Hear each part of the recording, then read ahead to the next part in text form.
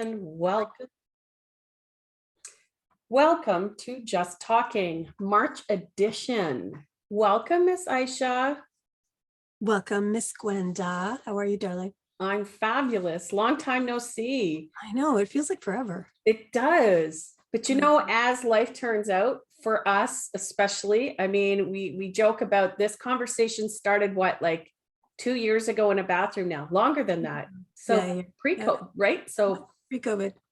So 3 years ago in a bathroom, and literally it has not stopped. And today is no exception. We are talking about honesty in the month of March. And so, of course, the first session is always is focused on emotions. So, and next week, the lovely Aisha is going to take the language of honesty. So that's going to be fun too. Now, the interesting thing is that obviously both of these views can overlap in some ways.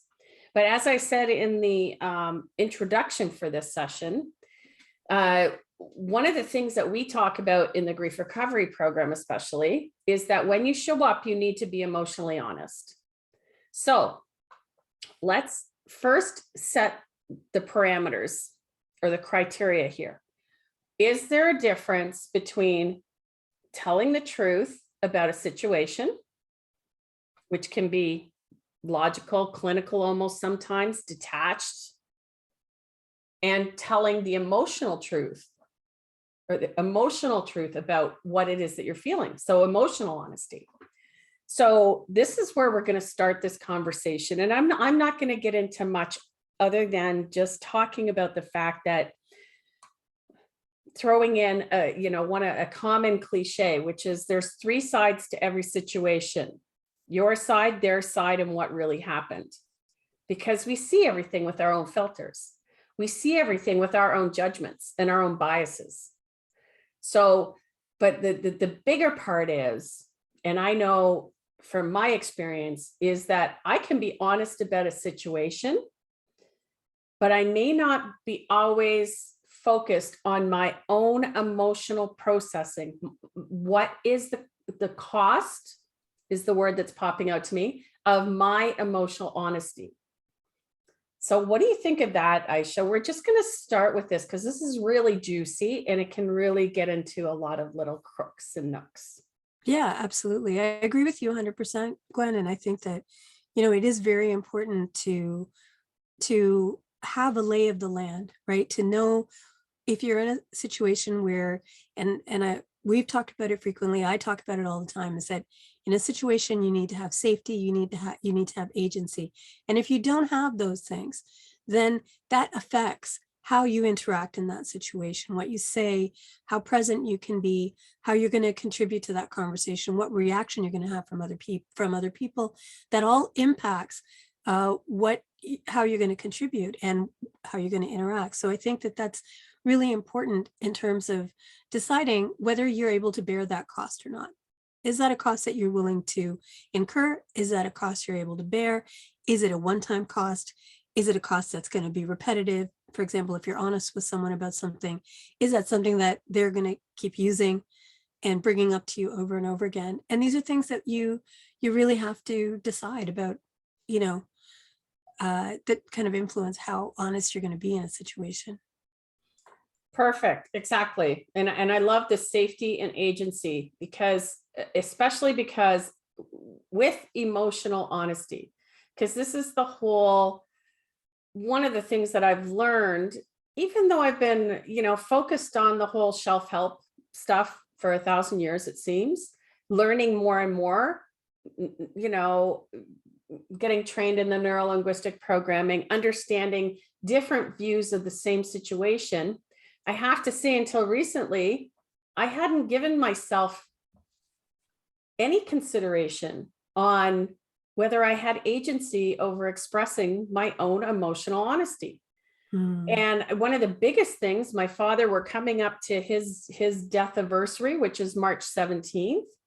And so the thing with him in that relationship was that at the end of his life, like I could deal with all the mental health issues. I could deal with him not being able to process the world. I had learned to cope with his experience in our relationship. But one thing that I never even gave any credence to was, how did I emotionally feel? What were my hopes, dreams, and expectations? And that was the biggest eye opener about completing relationships, whether people are living or dead, to be able to look at that relationship and say everything that you need to say about that relationship, not necessarily to the person, because I know we've also talked about this, and this is, again, I would put this more into the language of honesty, which is, how do we express? How do we get our point across? If we don't feel safe, is it because we're being bullied or we're not comfortable speaking our truth? All that stuff is stuff that we're going to get into next week. I'm just talking about actually becoming consciously aware that you may have an emotional story that you're not telling yourself. So without that emotional honesty, you can't even decide what your next steps are. But because you were so good at living pre-programmed, right? Living based on past experience instead of actually being present, and having that, when you're feeling something, what is that feeling trying to tell you? Is it telling you, do you have a tightness in your throat? Is that because you don't feel that you can speak your truth?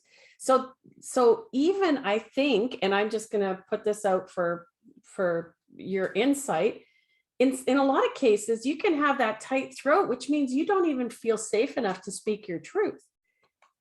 So if that's the case, how do you get it to first put on your own mask emotionally first? Because you have to be able to take care of yourself, or you don't really help anybody else, even though we're programmed and we're conditioned, especially as women, to take care of everybody else. So what's your what do you think about that, Aisha? Yeah, I agree with you 100%, Gwen. And I think that you've raised a really important point. Like the thing about emotional honesty is that if you've, as you say, have been pre-programmed, you've lived your life where you've put everybody else's needs before your own. Sometimes it's so ingrained in us that we don't even really think about it. It's like an automatic thing that happens is, oh, so-and-so needs it, and so-and-so needs me, and so-and-so needs this, and I'm just going to do all that stuff. Never mind, I don't have money, I don't have the time, I'm exhausted, I'm not feeling well. Like, we don't give ourselves permission to hear ourselves so that we can pay attention and say, wait a minute, I don't feel well. My throat is sore, or I'm having trouble speaking. Like, it becomes something that we get so used to, that we internalize, that we stop acknowledging it. We stop even acknowledging that that's there. And for some people, and I can say for myself, for a long time, that was second nature. What was second nature was swallowing it down and not thinking about it. And so the whole process of reconnecting with body, heart, mind, and spirit, which is what I talk about in the Purposeful Communication Program, is about connecting back with ourselves, about giving voice to what is voiceless in us, for whatever reason, whether it was programmed in us, or whether we've learned it through our life experience, or what have you. It's being able to allow ourselves to hear what our body, heart, mind, and spirit are telling us, and just create that space so that we can hear ourselves. Because you don't have to act right away. The very first thing is to observe it, and to give yourself permission to listen to it, to let it up. And that can be very scary, because especially, if you've spent your whole life tamping down your own emotions and your own feelings in service to other people, then on some level, there's a lot of stuff down there. And then having a safe space where you can let it up, where you can let it start coming out, where you don't feel like, oh my God, if I let it come up, everything is going to come out, and I'm not going to be able to handle it. I'm going to be completely overwhelmed. It's to nurture yourself, to be able to let that stuff come up, and to know that you're in a safe space, that you have tools, that you're going to be able to work through it, and then to be able to do that. And then know also that if it gets messy, it's okay for it to get messy. That's okay. right? It's okay for it to get messy because sometimes it has to get messy before it gets better. Oh, can I get an amen from the audience? Amen. So yes, I love that. I love that. I love that. And sometimes this just sounds like a fan club, like, oh my God, you're so smart. I love what you say. I love what you're saying. That's amazing. But this is the whole thing, is coming at it from different aspects and really having the courage. The one thing I can say, like, through my life, I think there's been a lot of times where people have felt safe with me. And one of the challenges is, you have this one day and somebody has hit their max and all of a sudden they're like, blah, and like this word vomit comes out and it's like, oh my God, and da da da. And then we feel embarrassed because, oh, what are they going to think of me? It's almost like an emotional hangover, I think it's been called before. Mm-hmm. And that is when you're actually sharing what's in your heart, and we have that basic human want to be accepted. And so this is outside of any kind of, say, trauma response that you get from a family that's dysfunctional, and maybe extra emotional responsibilities have been foisted on you, and all these other things that we're not even consciously thinking of sometimes. But the whole part about, I love this. The reason they call it like sort of a midlife crisis is because, you know what, quite frankly, 40 years of stuff, if we don't let it out, it can come out in a mess. 40, 50 years. So it like, how do we get it? How do we encourage? And this is one of the things, is how do we encourage people to understand that messy is perfectly okay? That, maybe you will be rejected by some people that you care and love about. Maybe they won't be able to handle who you are or who you want to be. And so this is a place where you can love them anyway, right? Your conversations, I think it's also interesting because this is we're talking, these are usually close relationships, familial, or friends that we've had for a long time. Maybe we've grown, they haven't. And, that's also a loss because they played a really important part in our life. But the other part about that is that we don't view that as a loss as much, but that can devastate us when we have friendships that we outgrow, or maybe other people outgrow us, or maybe they just want to go hang out with somebody that seems to have a better life on paper. Whatever that is, it's really quite interesting that, first of all, as humans, that rejection thing, we need to hug the heck out of rejection. We need to be able to say, it's okay. If I'm standing here, I know that if I think this way and I'm on this planet, there's got to be at least one other person that thinks this way. I mean, if you look at the whole spiritual aspects, there's no such thing as really a new idea. It's just a different interpretation because it comes through our own individual filters.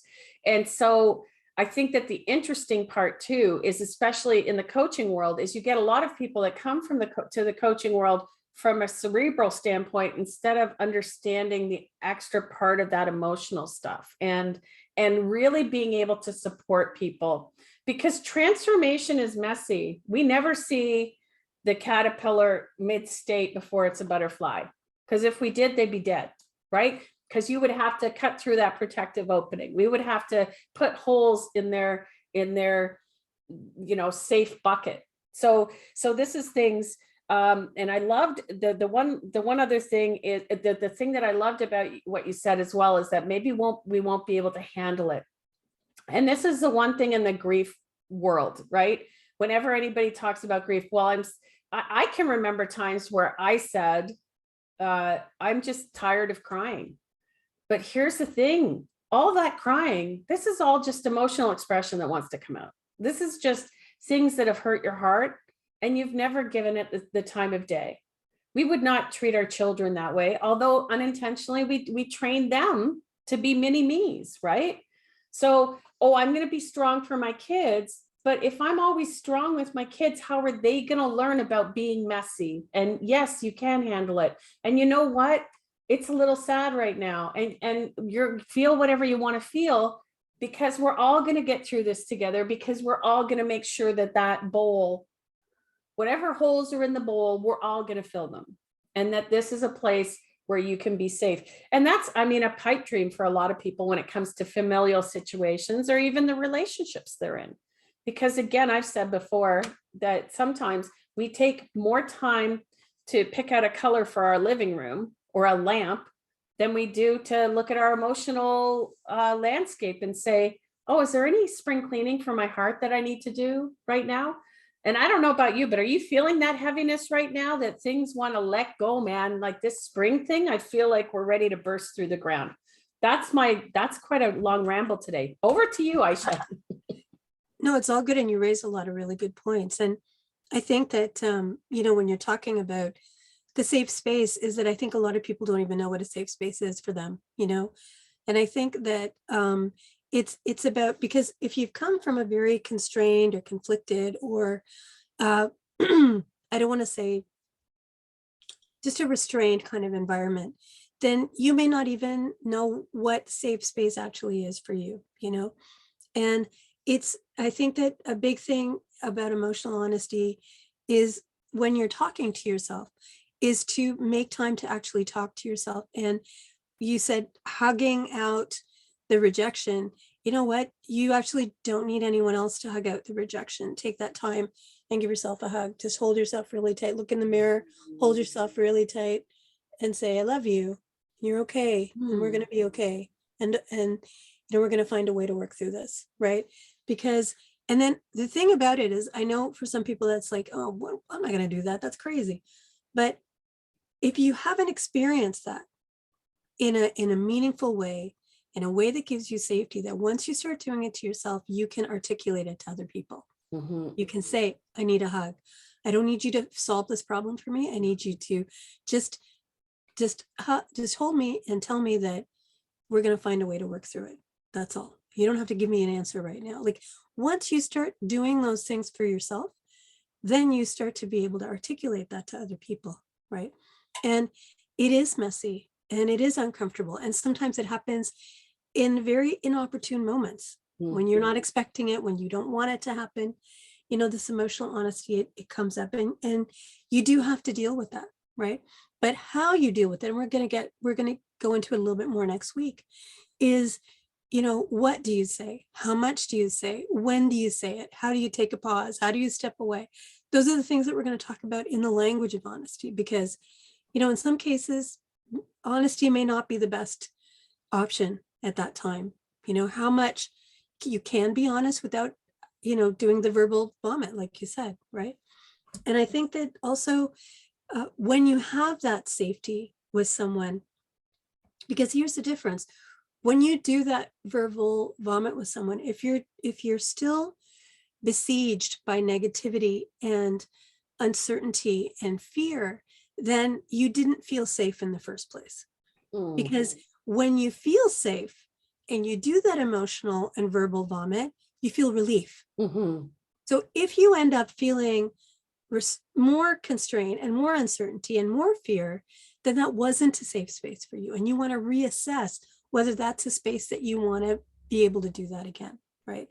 There are other ways to be emotionally honest that can be a little bit safer if you're processing for yourself, like journaling, writing stuff out, and making sure, like if you don't feel safe in your environment and you want to journal, make sure you burn it, you flush it down the toilet, rip it up in little pieces, flush it down the toilet, whatever.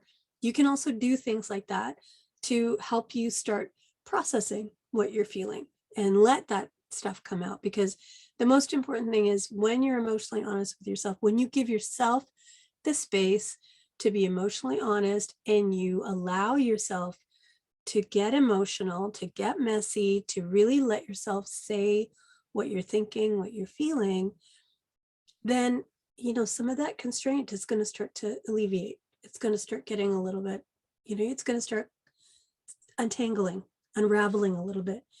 And from that place, you can navigate better, you can articulate better, you can make better choices for yourself. Right? So it's about first and foremost being able to do that with yourself, and then looking for those spaces around you, creating those spaces around you where you can keep having those conversations and reciprocate to other people as well, right? Because if you're doing it for someone that is a safe space for you, you want them to feel like they can also count on you to be a safe space for them. That's how you deepen those connections with people, right? And the grief recovery, like I've talked about how amazing you've been for me through that process, and what a great process that is in terms of dealing with grief. You know, accepting the fact that life changes, people change, things change, situation changes. It happens all the time. And if we continue to hope that things are just going to stay exactly as they are, or completely stable, then we're setting ourselves, that's not emotional honesty. That's self-deception. And we want to, and that's one of the big pieces about emotional honesty, is to be honest about just generally how is life, because this is life. This is how life works. Oh, again, I mean, I love this. I love this whole thing. I think one of the biggest things when it comes to even that process is the fact that we give you a list of emotions, right? That you actually look at and go, well, I'm angry. Well, what does angry mean? Does angry mean you're pissed off, you're disappointed, you're disgusted, you're repulsed? And there's all these words that we have. And yet, if we can't even allow ourselves to cry, if we can't allow ourselves to say, hey, that hurt my beautiful heart, then we are not being emotionally honest, right? And so, like, I think the greatest thing, and I guess this is the other side, is the whole forgiveness thing. When you're forgiving somebody, when you are doing anything to do with relieving your own emotional heartache, it doesn't have to be said to anybody. Hopefully it is said out loud, because the other thing I liked what you said about journaling, there's something that's called the morning pages, which is done by Julia Cameron, and it's 3 pages, 8.5 by 11. And, here's the thing. Do I have the nice little, this is my nice journal. This is where I write down all my hopes, dreams, all that stuff. And I can't find it right now, of course. Here. This is the other one. This is what I do morning pages with. And why is that? Because these are like, a heart with ears. Isn't that beautiful? Forgive, giving up the hope of a better or different yesterday. Anyways, these things are, it costs nothing. But the thing is, this is burnable. Everything's burnable. And this is where I write down that stuff, where we're starting that conversation with ourselves. We're starting just to give ourselves permission to have a conversation about how we feel, or, what am I feeling right now about this decision that I'm making? It's not just writing a pros and cons thing. It's like, what am I feeling? Because a lot of times, if we're not emotionally connected, we're also not intuitively connected. We're not trusting our own instincts, even though they might be screaming at us from the top of the biggest building. And so all of this is really vital. So, this is just something, if you want to start with, connecting with your emotions, is just get that 3 pages, 3 8.5 by 11. You wake up in the morning and you do what's called a mind dump every day. Now, sometimes it'll make sense, and sometimes it'll just be blah, blah, blah. What the hell is this? I don't even like this. This is really boring. And trust me, there was many days where that's all I wrote out. But sometimes you can really have profound thoughts because you're actually starting a conversation. And I loved what you said, Aisha, about even when you're talking to other people, just to take that a little bit, not all of our friendships are meant to be, I call it D&M, deep and meaningful. And that's okay. As long as you have people in your life that you can talk about that.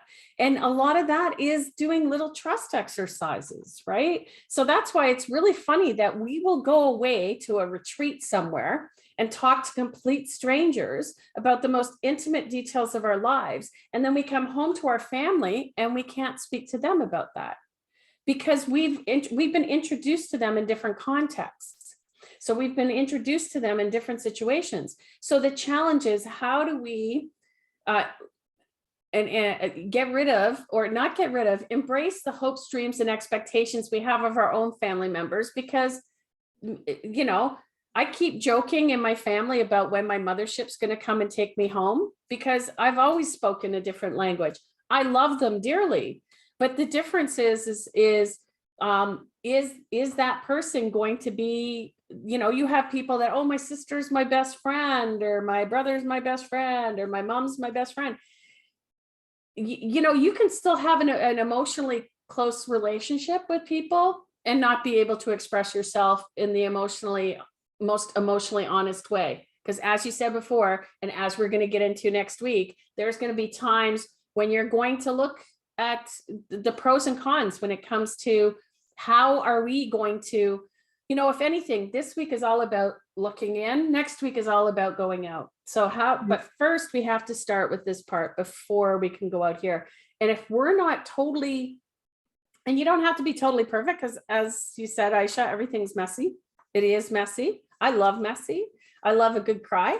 But it's like, if we don't have this down pat, then no matter what we do when we're going out here, it's going to be missing the mark, because it's all practice. Everything's practice, right? We're never going to get it perfect, but we need to build relationships with that intention of, I want you to be able to feel safe telling me whatever it is that you need. And I want to be able to support myself. There's a really wonderful book called The Art of Holding Space. And she talks about, in that book, Heather Plett, about the difference between safe space, which is making sure that we always feel safe. But this is the challenging part, is brave space, which means it almost doesn't matter where you are. It's your state, so that you can always tell your truth at the time when you need to tell it. So there's sort of two, and we can get into that a little bit more next week, because again, that's about going out. But sometimes I think the challenge is, I want to make sure you feel safe saying whatever it is that you want. That doesn't mean that we take out all the prickly thorns out of the rose bush. It just means that we are here with the balm to be able to navigate that. Does that make sense? What do you think? What are your thoughts on that? Yeah, I think so. I mean, I think there's obviously, we've touched on so many different things here, but I think, the other thing too is that a lot of times when we look at these situations, we look at emotional honesty, we look at our relationships, we look at them in a very insular way, like they're only happening to us.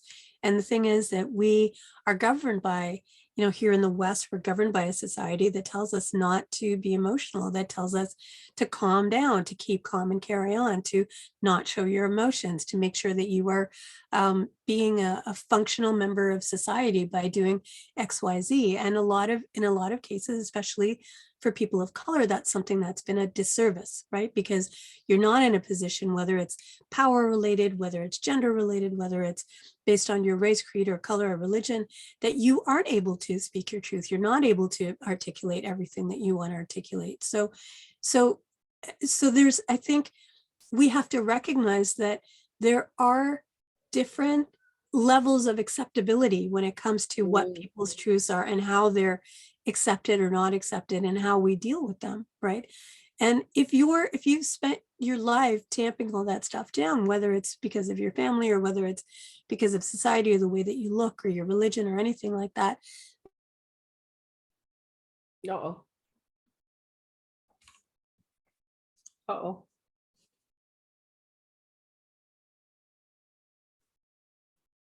Oh, she was just in a good part there. She was just in a good part there. So I don't know if you're getting this recording, but we've got Aisha's on freeze there. So I think that's it. Well, we're at 5 o'clock and Aisha's not coming back from this. So I don't know what you guys are seeing on Facebook, but I am going to, what a great conversation though. I hope you all have enjoyed it, and we shall see you. Let's give her a second, because I think she might be trying to come back in again. That was so juicy, I could just tell. But again, if you have any questions, comments, anything about what you've heard today, please put it in the comments below, and or send us a DM, Aisha or myself, and we will see you next week here on Just Talking, when we are going to hopefully finish what Aisha was just saying, because she was really getting into a juicy part. And then we can also see about, we're going to talk about the language of honesty, which is really, again, I just love this topic. It's been amazing. Okay, I hope you all remember the whole spring forward and get that 1 hour, enjoy, just enjoy life, right? That's what we're all here for. Anyways, much love and thank you to my co-host, and we will see you next week. Okay.